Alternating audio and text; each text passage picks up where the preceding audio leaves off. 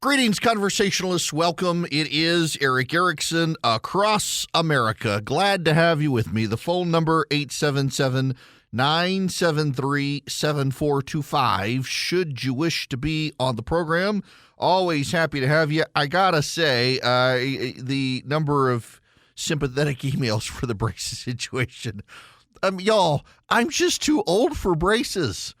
I'm too young to be as old as I am, and I'm too old for braces. And all I've got at home are jokes. My kids ridiculing me for being I never ridiculed them when I was very sensitive to them getting braces, and my teenage son's like metal mouth. I will metal mouth you right out of the will. All right, we got stuff to talk about. I gotta talk about the Kamala Harris stuff, and I want to say something first. I am trying to be very explicit about not having a 3-hour program that is just Harris versus Trump, because there is so much other stuff in the world today, and I'm trying very hard to balance this out. But there is a lot of news about the campaign. It is one of the big news stories out there. And I got to tell you, there does not appear to be any evidence thus far that Kamala Harris actually did work at McDonald's. And I know it's such a trivial little thing. I'm willing to give her the benefit of the doubt, except for the fact that they would never give my side the benefit of the doubt, number one. And number two, given the copious amount of biographical revisions she has done already, it wouldn't surprise me if she made it up. Like, for example, she talked about standing in the courtroom. Kamala Harris got in trouble running for DA in San Francisco, talking about courtroom experience, when her experience in the courtroom was way more limited than she claimed. And after being DA, never really argued cases in court. And you would think, based on the Democratic National Convention, that she was a lifetime career prosecutor, and she may have had the top prosecution job, but she actually had far less experience in the courtroom than anyone who worked for her, either as DA or as Attorney General in California.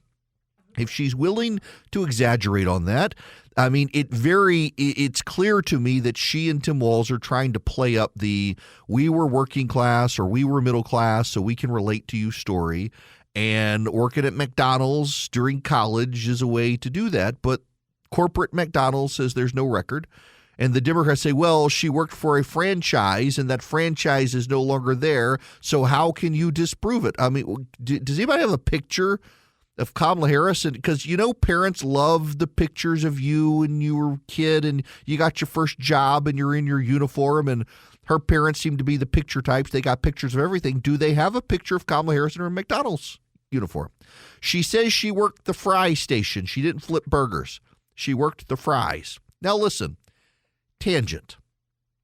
Kamala Harris knows how to cook. I want her jerk chicken recipe, which apparently is online somewhere. It's got to be a good jerk chicken recipe, considering her dad is from Jamaica, and she can do the one-handed egg crack. If you can do the one-handed egg crack, you know how to cook. If you're not familiar with the one-handed egg crack, you hold your hand in one hand, you whack it on the table, and you pull it apart with your thumb and your pointer finger and index finger and middle finger together over the bowl without getting shell in. That's a talented cook, so she undoubtedly can cook. I wonder if she could make a great French fry. I'm sure she probably can. She says she worked the fry station, but I would like some proof. Given the narrative elements that she has thus far embellished, and Tim Walz is a walking lie in his biography, where's the proof? It's not just that, however. It is the forced unity in the Biden camp right now as they rush to try to get this thing across the finish line without the media asking them too many questions. This is from Axios today. I knew it had to be from Alex Thompson. He's like the only good reporter at Axios. The good vibes of Vice President Kamala Harris's campaign mask tensions among competing factions as Harris loyalists and Obama alumni are grafted onto what had been Joe Biden's campaign. New people are remaking the campaign on the fly. The result is a large and at times unwieldy team with internal worries about cohesiveness. When inevitable stumbles arise, 6 people involved with the campaign tell Axios. Biden's campaign was insular, with a few long-serving aides making big decisions. The Harris campaign has become a diffuse Frankenstein team with multiple power centers. Harris kept most of Biden's team in place, but the main architect of the message strategy, Mike Donilon, has left and returned to the White House. Harris has brought her own staffers along with prominent aides from President Obama's 2012 reelection campaign, while also keeping many top Biden campaign officials. Harris's team has been wary of making the Biden people feel set aside, but that has led to internal confusion about who's in charge. The entanglement of these different entities has led to many people feeling a real lack of role clarity. Another person involved with the campaign said there isn't as much tension at the very, very top. The question is more, who is the first among equals with the vice president? The confusion about who's in charge is happening more often 2 or 3 rungs down. Some on Biden's team thought many top Obama aides had been second-guessing their decisions for months and were part of the effort to push Joe Biden aside. Can stop there and say this. Forget about whether or not the interview tonight on CNN is edited, prepackaged, the answers are given to him, or the questions are given to him ahead of time, all of the conspiratorial-minded stuff. Here's what you should keep your eye on. It took Kamala Harris more than 30 days to decide to give an interview and to whom it would be given. Imagine Kamala Harris in the Situation Room of the White House. It took her 40 days. 40 days. I mean, God flooded the planet and wiped out humanity and set the ark on Ararat in sooner time than Kamala Harris decided who to give an interview to on CNN. 40 days. Because you got 40 nights, too, on the boat. Took her 40 days. 39 nights to say, who am I going to give an interview to? What network? Who at that network? What is the format going to be? That's not a healthy sign for a campaign. And this goes back to the dysfunction of Kamala Harris in 2020, where the lines of command at the campaign were blurred. People started turning on each other. And she herself in the White House had staff tell the New York Times she doesn't do the prep and she doesn't do the research. And again, you watch. If Dana Bash asks tough questions tonight, you're going to start seeing her hands become the hands of John Williams as she conducts an orchestra. It's what she does. It's her tell. And then you have the divisions. You see, this gets back to Bud's point earlier, the committee that ran the country, Obama, whatever. Team Biden and Team Obama hate each other. I've tried to tell you that all along. Many of you either didn't hear or didn't want to believe, and it all spilled out onto the front pages of newspapers across America as they began trying to push Joe Biden out of the race. That the Biden team hates the Obama team, and Joe Biden, one of his number one reasons for refusing to get out of the race was because it was the Obama team trying to get him out. They don't like each other. They've never liked each other. Obama and Biden have a cordial, good relationship together. Their wives don't like each other. That's why it was notable when Michelle Obama called out Jill Biden on stage at the Democratic National Convention. They don't like each other. Their staff don't like each other. They've never liked each other. So now Kamala Harris is building this hybrid campaign with her staff from 2020 that ran her off the rails, Barack Obama's staff that hates her staff and hates Joe Biden's staff and is deeply arrogant because they've done something Kamala Harris or Joe Biden couldn't do, which was win a second term of the White House. It's earned arrogance. And the Biden team that was not able to accomplish keeping Joe Biden's mental incapacity private. 100 years from now, when people write the authentic, beyond the biases, we are so far in history removed from it book, one of the things that they're going to say is it was a political malpractice of the Trump campaign to agree to do a debate with Joe Biden at the end of July. The other thing they're going, into June. The other thing they're going to say is that it was political malpractice of Joe Biden's campaign team to put him on a debate stage. They should have said, Donald Trump didn't want to debate. Why should I have to debate him? Why should I debate a felon? Why should I debate a liar? They should have done that. But they wanted to see, you all believe this. Okay, side note. How many of you believed Michelle Obama would be the nominee because you heard it on TV or radio? To my knowledge, I am the only person in conservative talk radio who kept telling you the truth that Michelle Obama is never going to be the Democratic nominee. I had people get mad at me because they listened to some other conservative talk show host or they heard somebody say it on Fox News, and no, this person says it, so it must be true. I told you I wouldn't lie to you when I know something to be true, and I knew she didn't want it. She never wanted it. She didn't like being in the White House when she was there, and she doesn't much like being in Washington, D.C. right now where their primary house is. That's why they got 5 houses all over the country. Some of you have insisted that it was Barack Obama running the country when Joe Biden was in the office, and I tell you the truth, despite what you heard everywhere else, it's not true. Their teams don't like each other. And now here comes Kamala Harris as the nominee.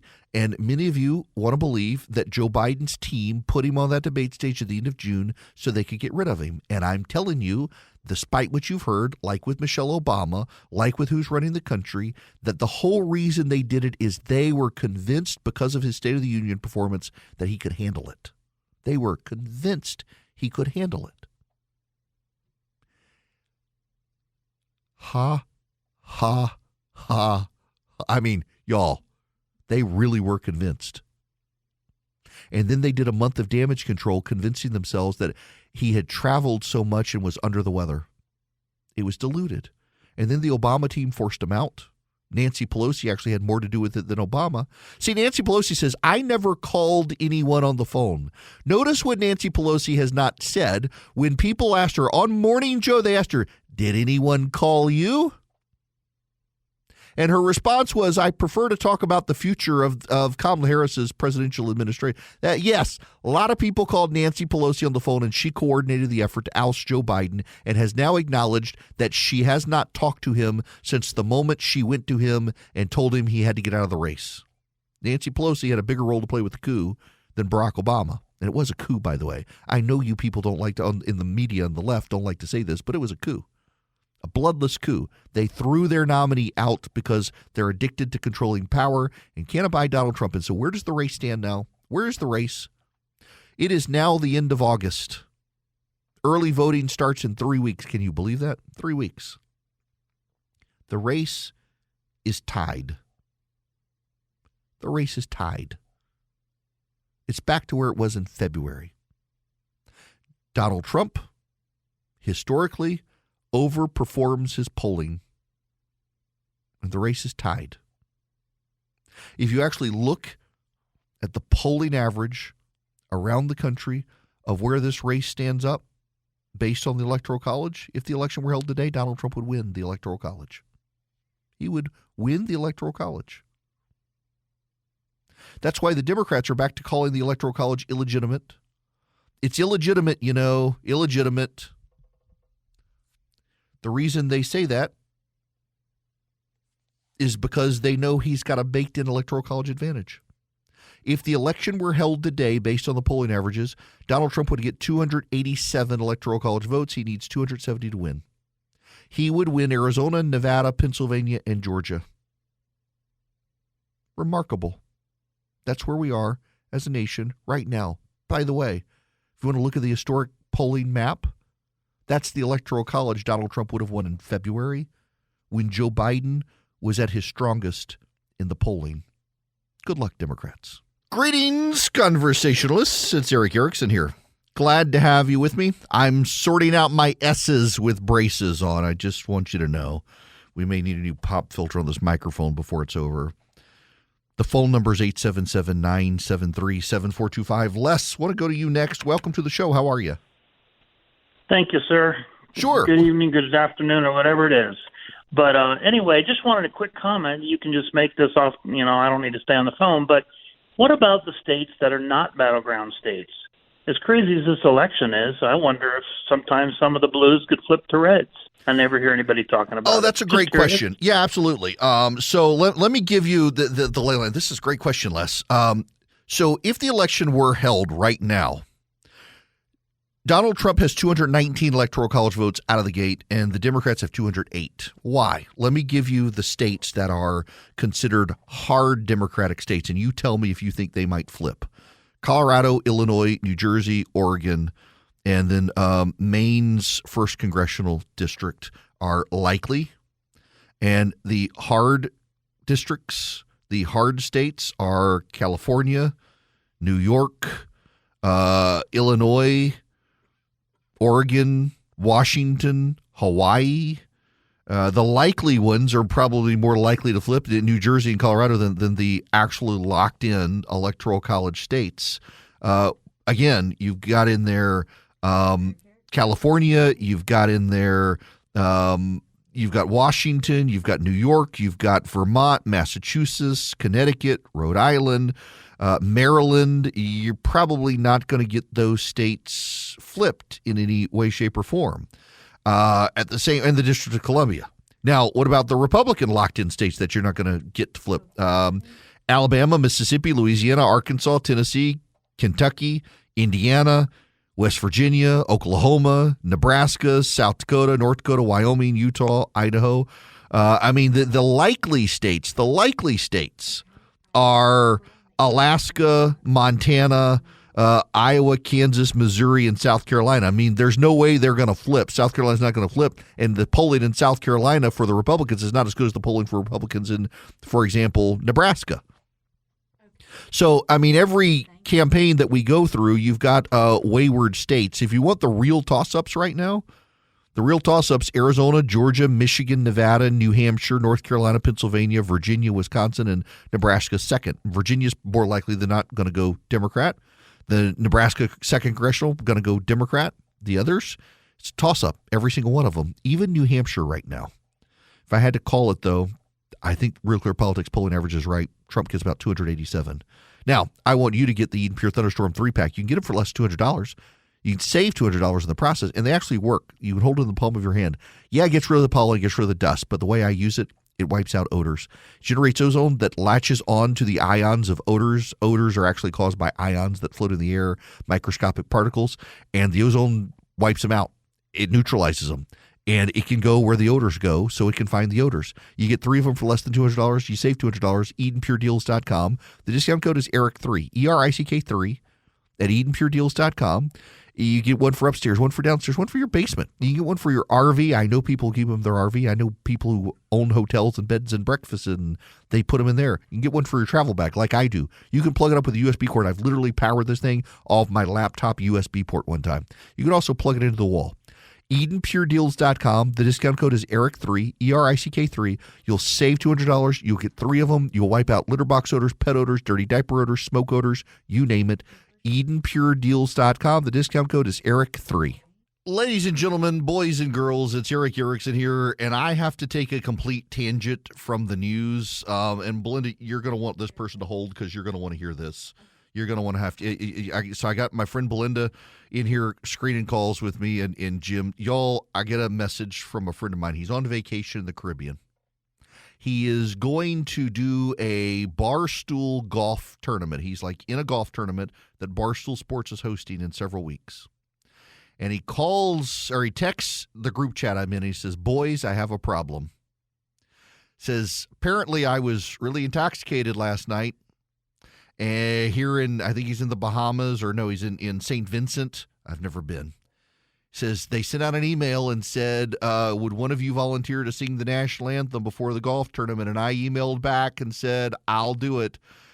I don't know how to sing or even the words to the national anthem, but they've replied back that I'm going to be the one to sing it. I am waiting for the viral moment. I cannot wait. I am so excited for this video to go out. He's like in an abject panic right now. I've been getting text messages all day. What am I going to do? Going to lose my job? Cannot wait. Oh my gosh, this is so terrible. I feel awful for him, but don't reply to emails when you've had like multiple like pina coladas on the beach in St. Vincent. Okay. Now that I've distracted everybody with this, we can all go back to work and focus on more important stuff. Oh, my gosh. Fantastic. I cannot wait. Now, I want to spend a moment here with all of you. I've got 3 stations, big stations, down in Florida. And if you are not aware of what the left has done, I need to take you back in time to 2004. In 2004, Karl Rove hit on a great idea in a number of states. He put on a conservative ballot referenda, and I can't remember exactly what it was in 2004. Was it guns or right to work? I can't remember. But in 2004, to stimulate a larger turnout for the Bush campaign's reelection, Karl Rove was able to get a number of states to put on popular measures that would draw out conservatives to not only vote for those measures on the ballot, but also vote for George W. Bush. And Bush is the last Republican to have gotten over 50% of the vote for re-election. Beyond the Electoral College win, he got the popular vote win. And Karl Rove's strategy turned out to work. I wish I could remember what it was. But in any event, Democrats have decided for 2024 to do the same thing in light of the Dobbs decision reversing Roe v. Wade. Around the country, they have added to the November ballot abortion referenda. One of them is in Florida. Now, here's the thing. I'm not going to get into the argument with you on abortion here. I just want you to be aware that the amendment in Florida actually is even drawing some pro-choice people to be against the amendment, because it is essentially until the moment the entirety of the child's body exits the birth canal, abortion would be legal. So you still got one toe in. You can kill the kid if you've had last-minute regrets. It is a wild amendment the way it is written. It is designed for literally abortion up until the moment of completed birth. Completed birth. Not even partial birth, completed birth. That's how wild it is. And it's finally getting traction. You know, Republicans and pro-lifers have been on defense around the country with these amendments. They have lost pretty much everywhere. They finally may win in Florida thanks to the DeSantis ground game and also just how broadly written the amendment is. But there's another amendment that's starting to get attention. I want you to know my starting point here is I oppose ballot referenda. I oppose ballot referenda for a lot of reasons. One of which was our founders were deeply opposed to direct democracy, and ballot referenda tend to be direct democracy. Look at California. California is littered with a constitution filled with ballot referenda offered by citizens. And what are citizens? Citizens are people. And what are people? Stupid. And stupid people author amendments to constitutions. They get passed and they do stupid things. Also, what are people? Sinners. The reason I'm a conservative is I want as few sinners in charge of me as possible. And if you do ballot referenda, you put the entire sinner population of your state in charge of you on a whim. And in Florida, the rich sinners can conspire together to put things on the ballot. And so you've got not just the abortion referenda in Florida that literally is written so expansively that until the moment the child is completely removed from the birth canal, abortion will be legal. You also, I mean, listen, okay, just side note here, and I really don't want to get into the politics of this, but I understand friends of mine who are pro-choice. But even friends of mine who are pro-choice kind of cringe at the idea that as the child is being born, you could say, you know, a change of heart here, we can kill the kid. No, but that's the way the amendment's written. But there's another amendment that's even worse. You think that one's bad and that one's bad. It's the marijuana legalization amendment in Florida. I don't care where you stand on the issue of marijuana. I got to tell you, though, it's just so disgusting these days to drive on the interstate, and you can smell it. Like I can smell when the person in front of me is chain smoking in their car, and you got to turn on the inside air. But the weed, I mean, so I was in Louisiana a while back. This is, they don't like me to tell the story during the ad, but I'm going to tell the story because it's not during the ad. This is one of the reasons I started traveling with the Eden Pure Thunder store with me, is because, so I go to Avis, I use Avis, I rent a car, I got to go see my parents. I get into the parking garage of the rental car place, and there are only like 5 cars in there. And it's like 11 p.m. They've hidden the keys for me. I called ahead. I can smell the car before I see the car. It smells like skunks. Someone has been hotboxing this car. It reeks of marijuana. It is so disgusting. And I open the car, and there's even ash on the floorboards. Like they have done a terrible job of cleaning this car, and someone has just been smoking weed in this car. I have the Eden Pure Thunderstorm with me because it had showed up at the office, and this is why I started traveling with it, because it showed up at the office, and so I'd put it in my bag and just said, I'll take it to Louisiana. I don't want to leave it at the office. I thought, you know what? I can plug the sucker up. It worked. Wiped out the odor. But I didn't think about it when I first got in and drove it up to my parents' house. And my mom the next morning says, I think, son, you ran over a skunk last night. Like, that's not a skunk. Yes, I know what a skunk smells like. It was a skunk. I'm like, that's not a skunk. Someone hotboxed my car. Used that thing anyway. Eden Pure Thunderstorm wipes out those odors. It does. I know from first-hand experience. Thank God it really did work. But you smell it everywhere, even in states like Georgia where it's not legal. And you know that what they say is that it's hard to test the difference between like CBD and THC. And so the person can say, I'm smoking hemp. Let me assure you, no one is smoking hemp. But prosecutors have gotten loose on marijuana legislation, and so they're not going to prosecute it. But I got to tell you, if you're getting doped up on weed, smoking it, if you can't drive drunk, you probably shouldn't drive high. It's not just what the billboard says. Yesterday, I nearly got run off the road by a woman who was clearly high as a kite, and you could smell her smoking the weed in her car, and she couldn't stay in her lane. Nonetheless, I digress. In Florida, there's an amendment to legalize marijuana that a very, very, very wealthy person who has a lot of the licenses for medical marijuana stores in Florida, used his money to fundraise for the recreational marijuana ballot, claims in the ad campaign for it that it would not allow like public smoking of marijuana. But if you actually read the way the amendment works, it actually would allow for basically no regulation of marijuana in the state at all, including the public consumption of like smokable, not edibles, but smokable weed.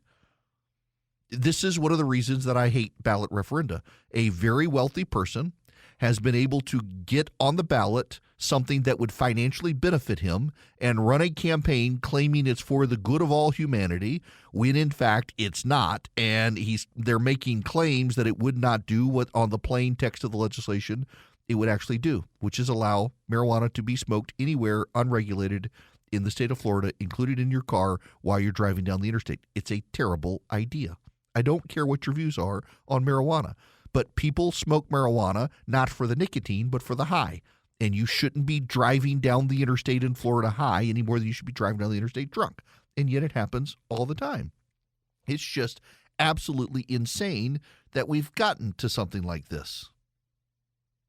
And it's just crazy to me that we can have millionaires and billionaires doing this. They do it in California all the time. And it's kind of funny. We have this whole thing now that Florida has become the conservative version of California. And guess what? The popular referenda down there are being overrun on the ballot. Ballot referenda are a terrible thing because people are stupid, and rich, stupid people can fund ballot referenda and put them on, and then other stupid people can vote to do this stuff. So if you're anywhere in the nation, you should be advised one of the ways the Democrats are trying to steal Florida is by putting an abortion referendum and a marijuana referendum on the ballot, hoping a bunch of pro-abortion potheads show up and vote for Kamala Harris and also for legal weed and abortion. A buddy of mine texted me and said the Karl Rove measure in 2004 was gay marriage, prohibitions on gay marriage. And it was Karl Rove's idea, and it started this trend where in 2004, and it was. I looked it up. Thanks, Ronnie, for texting me. Karl Rove got a bunch of conservative states to put gay marriage bans as constitutional referenda and drove the Christian population to turn out. Why? Because in 2000, evangelicals did not show up for George Bush in the way the Bush campaign expected them to. They were turned off by the last-minute October surprise on the DUI that the Al Gore campaign orchestrated. And a lot of evangelical Christians who really didn't care for either campaign and didn't trust that George W. Bush was more conservative than his dad, they just said, well, proof he's not really one of us. We're not going to go show up. So the Bush campaign realized there were about 15 million evangelicals in the country that they expected to vote for Bush who never showed up to vote at all. And it also, you will recall, caused the Senate to be tied. So in 2004, they did the gay marriage referenda, in a number of swing states, drove people out. They voted for George W. Bush over John Kerry. He got over 50% of the vote. The gay marriage amendments passed, banning gay marriage in these states, and also saved the U.S. Senate at a time that a lot of people thought the Senate might really decisively flip to the Democrats. It didn't. It took until, 2006, 2008 for the Senate to flip, 2006 for the House. It was smart politics. But the Democrats learned a lesson, and so now here in 2024, they have abortion referenda in key swing states trying to drive people out to vote for Kamala Harris on abortion. And in Florida, it's been compounded by this marijuana legislation, marijuana amendment. And I just want to tell those of you who are listening on my affiliates in Florida, I know what the ad campaign says, but you should actually read the text of the underlying referendum, because it would actually prohibit enforcement of public smoking of marijuana, including in people's cars. That's a terrible idea. You better be aware of it. It's wild that we could get to this point this far with something like that. Now, I got to move on to other stuff, including Old Glory Bank. My bank, really my bank. And they did an investor. So one of the reasons Old Glory Bank was started, it was conservatives starting a bank for conservatives because they know what's happening with the ESG stuff. A bunch of progressives are buying stock in banks and using their clout to get things shut down. Like, for example, a number of the major banks in this country now will not let you use a debit card to buy a handgun from a gun store. They will block the transaction. And it was one of those shareholder things where progressives bought up a bunch of shares of the stock in the company and then used their shares for clout in the company to direct things like you can't buy a gun with a debit card from these banks. Old Glory Bank started by conservatives. They wanted to avoid that. And so when they did their fundraising, they did a limited investor appeal. I actually bought stock in the company because I really do like them. They're my bank. I get no fee checking, no fee savings. My kid can get a checking account there. His lawn care money and his chore money is not going to get eaten up with bank fees. You can get an account. You can get mortgages. You can get loans. It's a real bank. You can even deposit cash, even though it's an online bank. They figure that out, and it works. I've used it a bunch of times. Go to oldglorybank.com. oldglorybank.com. You can get an account in less than 8 minutes. oldglorybank.com. It's a bank by conservatives, for conservatives, defy the debanking trends that the left is pushing on people. It's a great bank. oldglorybank.com. Member FDIC, equal housing lender, terms and conditions apply. I want you people to know how lucky you are. It's the Tour Championship here in Atlanta at East Lake, and I've talked that little about it. I did have a dream last night that I was there and Scotty Scheffler accidentally hit me with a golf club, which was like PTSD from the time my son did it, which I don't have a recollection of it. So apparently I just dreamed that it's Scotty Scheffler instead. Angie's been waiting patiently. Angie, welcome to the show. How are you? Old and tired, but I'm totally consistent. Excellent. Good for you. What's going on? Well, I tried to call you the other day, but, you're in such demand. It's hard to get through to you. And, when you're old, you can only wait so long. I got you. But I watched both the Republican convention and the Democratic convention. Mm-hmm. I wanted to see, because I watched Republican obviously first, and I wanted to see what the difference was. I want to see what's different in this party and what's different in this party. I never watched any kind of a political convention before in my entire life. Mm-hmm. So the RNC was my first one. And I got to tell you, I was just, for the first time in so many years, I was genuinely proud. My pride as an American person was coming back. Mm-hmm. I haven't felt that in a long time. I mean, not that I'm not proud to be an American, but that deep heart pride. I got you. That you grow up with. Mm-hmm. And from the time that the event started, every day at the RNC, it was packed. People were there. Right. People were listening to every single person that spoke. Mm-hmm. When I watched, and of course they talked about the Gold Star families, and it was wonderful. It was loving. It was inviting. It was just the bomb. Mm-hmm. So I'm like, okay, so I'm going to watch the RNC. I'm in the DNC. My brother's like, I'm like, I want to know. I want to see the difference. So I'll tune in the first night. It reminds me of back in the old days when you go to a concert and they had a lot of warm-up bands before Angie, the main I got about people 30 came seconds. on. Okay, sorry. And people be just walking around, just waiting for the main people. Nobody's paying attention to anything that's going on. Nobody cares. Right. They're just walking around. They're always late.